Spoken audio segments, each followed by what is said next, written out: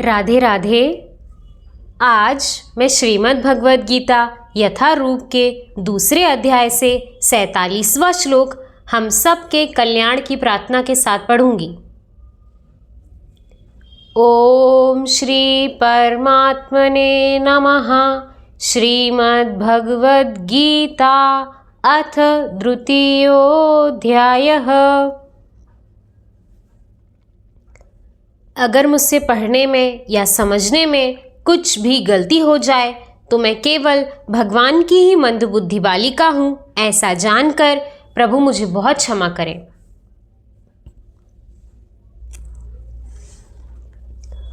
दूसरा अध्याय गीता का सार 47वां श्लोक। कर्मण्येवाधिकारस्ते मा फलेषु कदाचन मा कर्मफलहेतुर्भृ मा ते संगोऽस्त्वकर्मणि।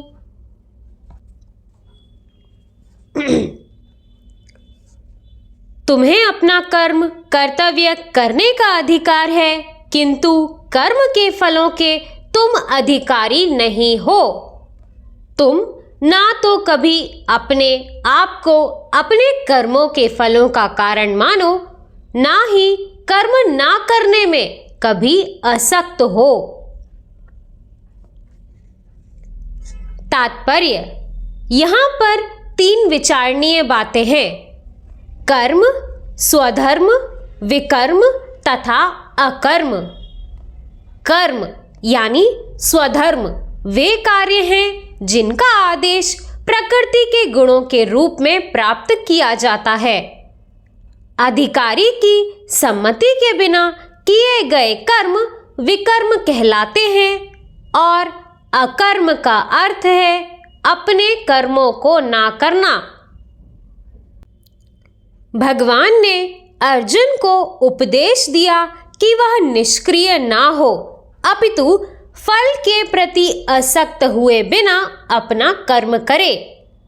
कर्म फल के प्रति असक्त रहने वाला भी कर्म का कारण है। इस तरह वह ऐसे कर्म फलों का भोक्ता होता है। जहां तक निर्धारित कर्मों का संबंध है, वे 3 उप श्रेणियों के हो सकते हैं। यथा नित्य कर्म, आपातकालीन कर्म तथा इच्छित कर्म। नित्य कर्म फल की इच्छा बिना शास्त्रों के निर्देशानुसार सतोगुण में रहकर किए जाते हैं। फल युक्त कर्म बंधन के कारण बनते हैं, अतः ऐसे कर्म अशुभ हैं। हर व्यक्ति को अपने कर्म पर अधिकार है, किंतु उसे फल से अनासक्त होकर कर्म करना चाहिए। ऐसे निष्काम कर्म निसंदेह मुक्ति पद की ओर ले जाने वाले हैं। अतएव भगवान ने अर्जुन को फलासक्ति रहित होकर कर्म स्वधर्म के रूप में युद्ध करने की आज्ञा दी। उसका युद्ध विमुख होना आसक्ति का दूसरा पहलू है। ऐसी आसक्ति से कभी मुक्ति पद की प्राप्ति नहीं हो पाती। आसक्ति चाहे स्वीकारात्मक हो या निषेधात्मक, वह बंधन का कारण है। अकर्म पापमय है, अतः कर्म के रूप में युद्ध करना ही अर्जुन के लिए मुक्ति का एकमात्र कल्याणकारी मार्ग था। राधे राधे।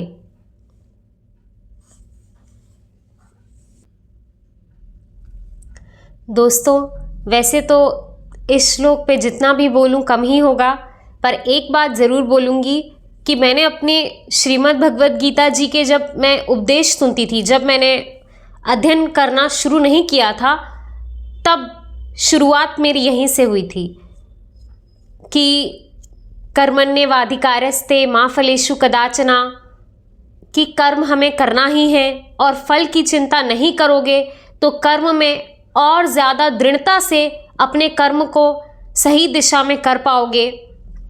ये उपदेश जब से मैंने आत्मसार किया है, मैंने अपने जीवन में बहुत बड़े परिवर्तन देखे हैं।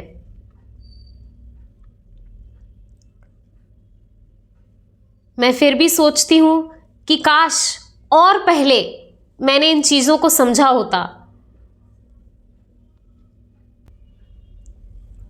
अगर मैंने और जल्दी इन चीज़ों को समझ लिया होता तो जो मानसिक विकारों से मैं ग्रसित थी, जितनी तकलीफ़ें मैंने अपने ऊपर मानसिक रूप से ली हैं, वो शायद थोड़ी कम होती या शायद होती ही नहीं।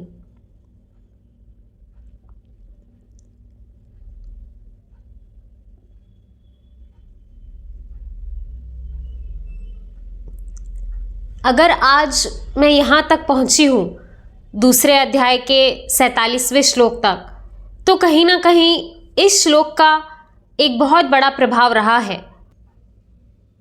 आगे की भी मेरी जो यात्रा रहेगी उसमें इस श्लोक का, इन शब्दों का, इस उपदेश का जो भगवान ने हमारे लिए दिया है, बहुत बड़ा एक योगदान रहेगा। आज मुझे जितना अफसोस है कि काश मैंने और पहले इस चीज़ को समझ लिया होता, उतनी ही ज़्यादा खुशी इस बात की होती है कि चलो कोई बात नहीं, अब तो समझ गए, अब आगे के अपने कर्मों पर फल में आसक्त रहे बिना करना है।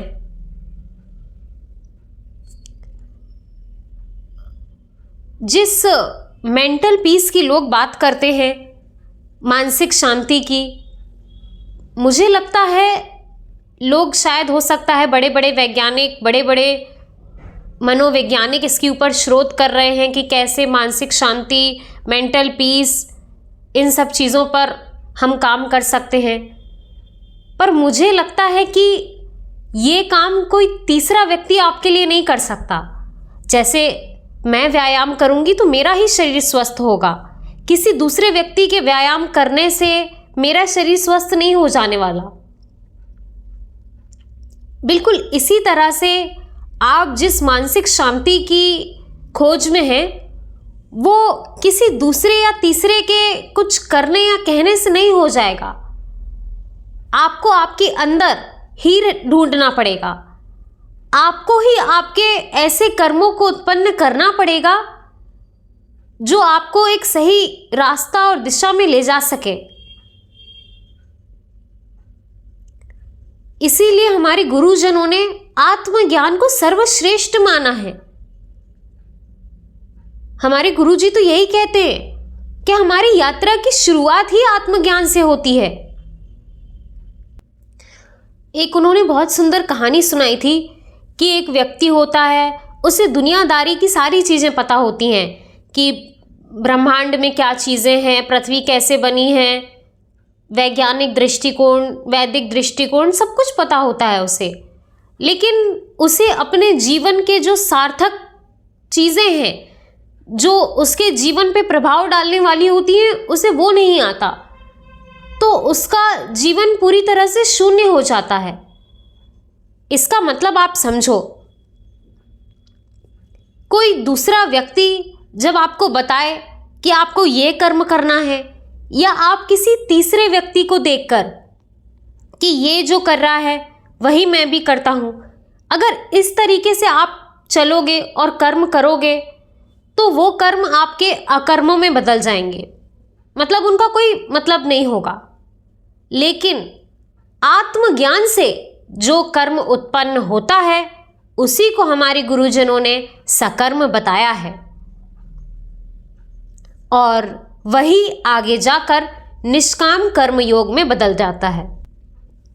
इसीलिए आपके आत्मज्ञान से जो कर्म उत्पन्न होगा उसी को सकाम कर्म कहते हैं, और केवल वही सकाम कर्म आपको निष्काम कर्म तक लेकर जा सकता है। और दुनिया के सभी कर्म, जैसे हमारे गुरुजी कहते हैं कि कर्म तो हम कर ही रहे हैं, ऐसा एक पल, एक क्षण नहीं हो सकता हमारे जीवन में जब हम कर्म नहीं कर रहे हो। आप कुछ नहीं भी कर रहे हो, ध्यान की मुद्रा में भी बैठे हो ना, तो भी आपकी कर्मेंद्रियां मेरा दिल धड़क रहा है, मेरे गुर्दे सांसें ले रहे हैं, मेरी किडनी अपनी जगह काम कर रही है, ये सब चीज़ें तो चल ही रही हैं ना। तो जैसे हमारी कर्म इंद्रियां लगातार कर्मों में लगी ही हुई हैं, इसी तरह अगर आप देखो तो दुनिया के सभी लोग कर्मों में तो लगे ही हुए हैं ना, फिर वो परेशान क्यों हैं? उसका एक सबसे बड़ा कारण यही हो सकता है कि उनके कर्मों का जो स्रोत है वो कहीं बाहर से आया है। बाहर की चीजें देखकर जो आप कर्म उत्पन्न करोगे, पहली चीज तो ऐसा हो ही नहीं सकता कि उस कर्म में आपको फल की चिंता ना रह जाए, और दूसरी चीज कि वो कर्म कभी आपको सार्थक फल दे ही नहीं सकता। इसीलिए हमारे गुरुजन कहते हैं कि आप सही कर्म करोगे तो आपको फल की चिंता होगी ही नहीं। और इसीलिए श्रीमद् भगवद गीता जी का ये श्लोक मेरे जीवन का अत्यंत अनमोल रत्न है, जिसे मैं अपने हृदय रूपी तिजोरी में हमेशा संभाल के रखूंगी। इसी तरह भगवान की कृपा हम सब पर बनी रहे। राधे राधे।